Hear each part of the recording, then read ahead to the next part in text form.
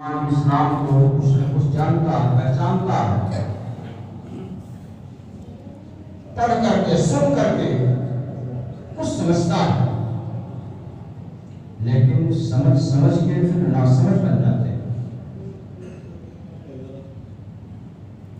اسلام ہم سے کیا چاہتا ہے؟ اسلام سے مراد کیا ہے؟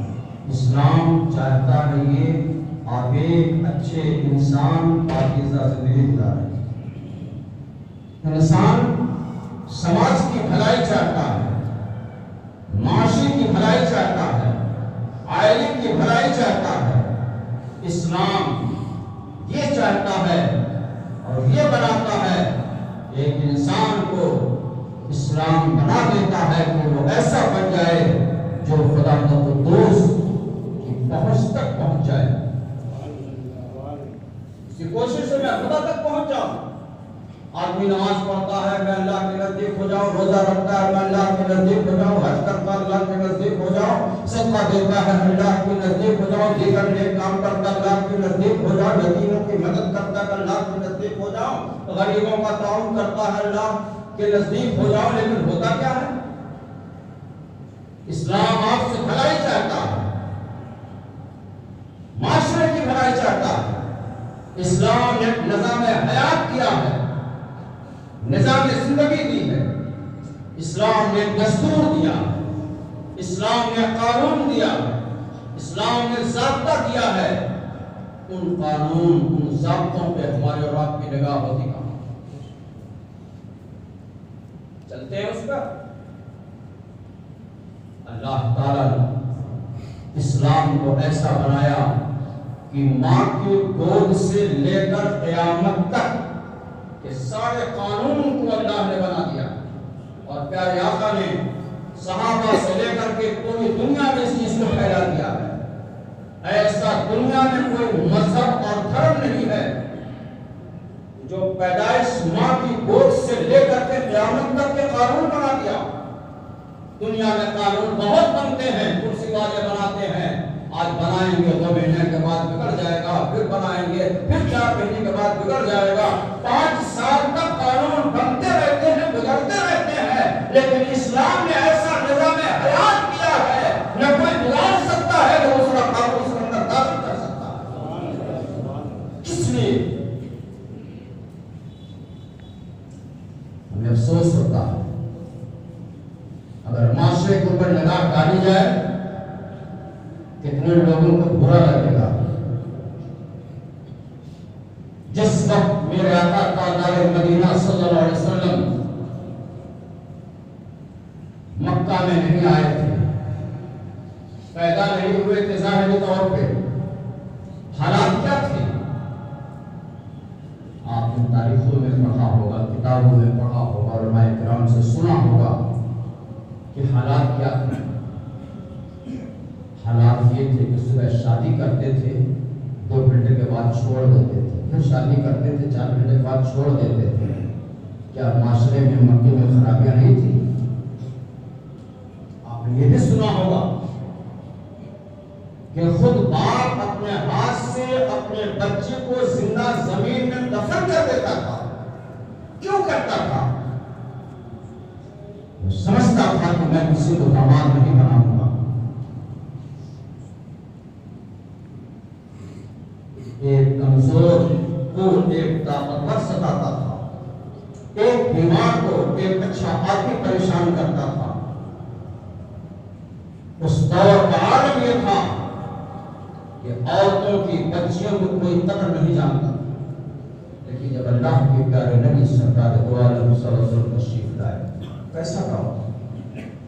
آپ دیکھیے کہ ہندوستان میں پہلے کیا تھا، ہندوستان کے رسم و رواج پہلے کیا تھے؟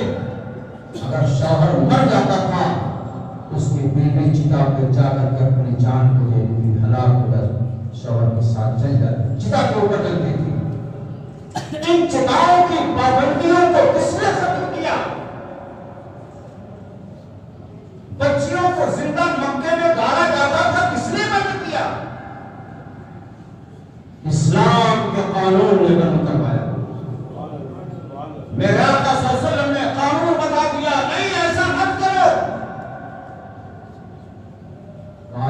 اس لیے کر رہا ہوں کہ میرا معبود راضی ہو جائے گا۔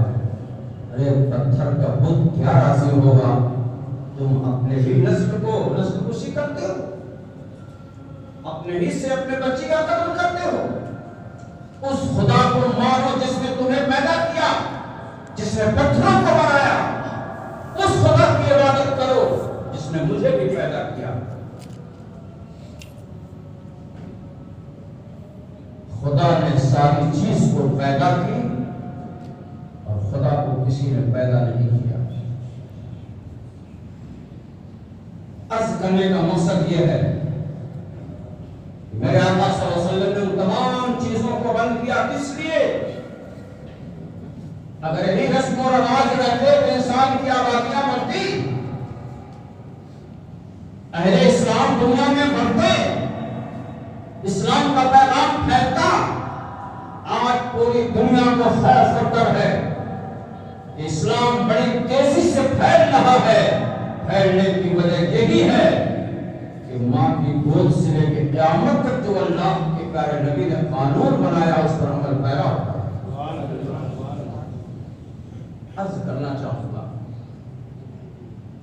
ایک غریب صحابی تھے، اللہ کے پیارے نبی سرکار دو عالم صلی اللہ علیہ وسلم سے عرض کیا کہ یا رسول اللہ صلی اللہ علیہ وسلم، میری ایک بچی، ایک لڑکی جو شادی کے لائق، اگر میں اس کی شادی کر دوں تو اللہ تعالیٰ مجھے کیا دے گا؟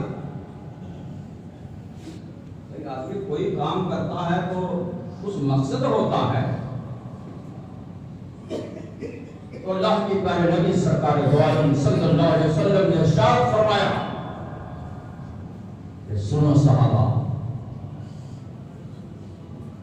جس کے گھر میں لڑکیاں ہوتی ہیں 12 رحمتوں کا نزول ہوتا ہے، 12 رحمتیں نازل ہوتی ہیں۔ لیکن آج معاشرہ کیا کہتا ہے؟ اگر لڑکی پیدا ہو گئی تو نرسنگ ہوم سے گھر آتے آتے اتنا منہ لٹک جائے گا، لگ رہا کہ بہت بڑی بلا سے ملاقات ہو رہی ہے۔ استغفر اللہ ربی من کل ذنب واتوب الیہ۔ اگر بچیاں پیدا نہ ہوتی تو غوث اعظم آتے، خواجہ فرید نواز آتے، اعلیٰ حضرت آتے، مخدوم اشرف آتے، وارث پاک آتے، دنیا جب تک قائم رہے گی اللہ کے ولی پیدا ہوتے رہیں گے۔ اس کے بعد میرے آقا صلی اللہ علیہ وسلم نے فرمایا اگر ایک لڑکی کی شادی کرو گے جنت میں محل ملے گا۔ اور یہاں لڑکے والے سوچتے ہیں کہ محل کے اندر میری شادی ہو۔ حالات حاضرہ کی روشنی میں معاشرے میں کہنا چاہوں گا کہ شادیوں میں کفایت سے کام لیجئے، کفایت شیاری سے کام لیجئے۔ جتنا اللہ نے وسعت و طاقت دی ہے اتنا ہی کام کیجئے، قرآن کا بھی یہی حکم ہے۔ زیادہ آگے قدم بڑھائیے گا تو گڈھے میں گریے گا یا تو معلوم یہ ہوا کہ جس کے گھر میں لڑکیاں ہیں اس کے گھر میں 12 رحمتوں کا نزول ہوتا۔ آج معاشرہ کیا ہے آپ کو خبر ہے؟ آپ نے کبھی معلوم کیا؟ بڑے بڑے ٹھیکیدار خانہ کے اندر موجود ہیں، کبھی نظام ڈالا ماحول کے اوپر، کبھی حالات کی روشنی ڈالی کہ ہمارے علاقے میں کیا ہو رہا؟ کبھی آپ نے غور کیا کیا یہ میرا سماج ہے؟ کیا یہ اسلام ہے؟ مرتد ہو گئی اسلام لانے کے بعد کس کو جواب دینا ہوگا؟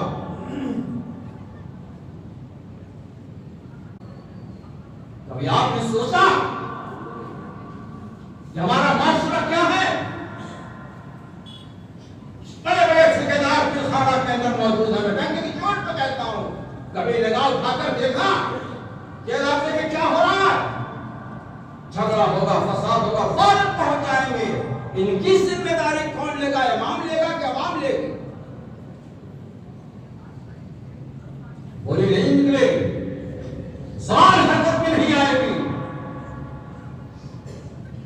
اسلام لانے کے بعد پھر جائے مرتدہ ہو جائے، اس کی سزا اسلام میں کیا؟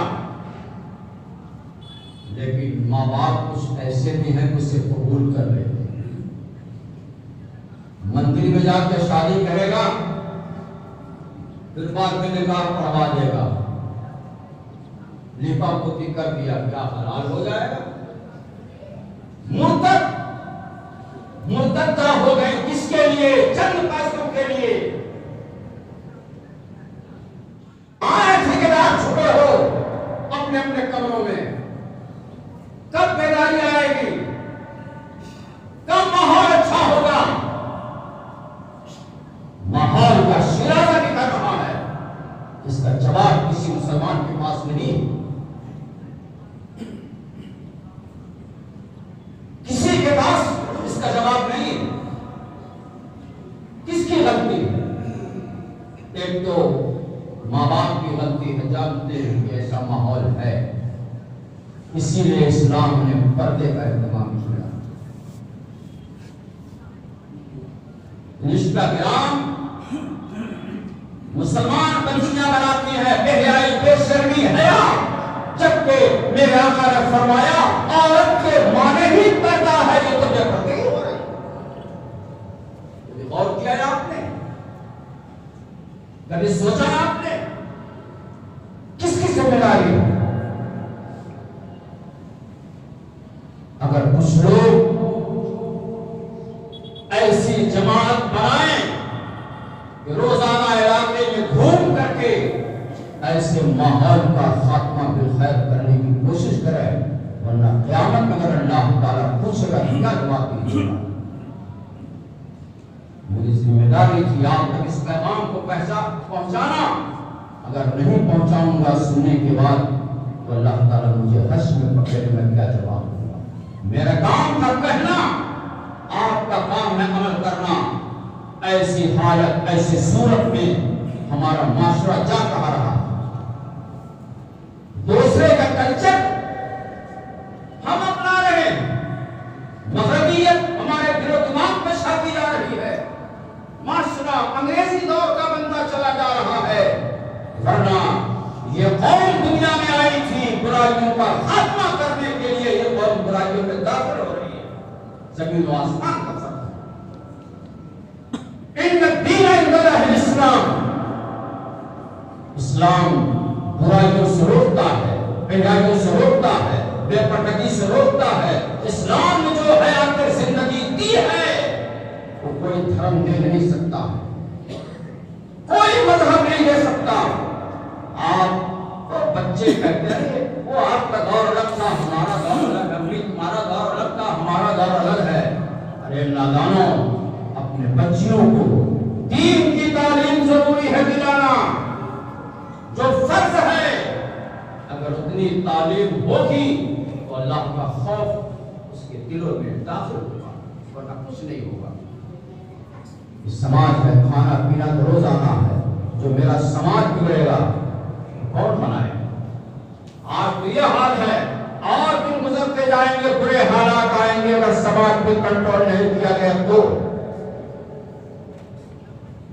شاید کہ میں نے بہت کچھ کہہ دیا ہے، جسے برا لگے بھیا 2 روٹی زیادہ کھا لینا، مجھے گالی بھی لینا برداشت ہے، لیکن ماحول خراب ہونا برداشت نہیں، کیونکہ اسلام کا مذاق ہوگا۔ اسلام کے ماننے والے بڑے سخت ہوتے ہیں، لیکن نرمی کہاں سے آ گئے؟ اسلام کے معنی یہ ہے گردن جھکانا، نرمی پیدا کرنا۔ اس نرمی میں بے حیائی برائیاں کہاں آ گئی؟ اسلام نے ہمیں معاشرے کے سدھار کے لیے قرآن دیا، اپنے پیغمبر کو دیا، رحمت للعالمین کو دیا کہ معاشرے کو سدھار کرو۔ جو حدیث اور قرآن میں ہے اگر عمل کر لے تو معاشرے کی برائیاں ویسے ختم ہو جائیں گی۔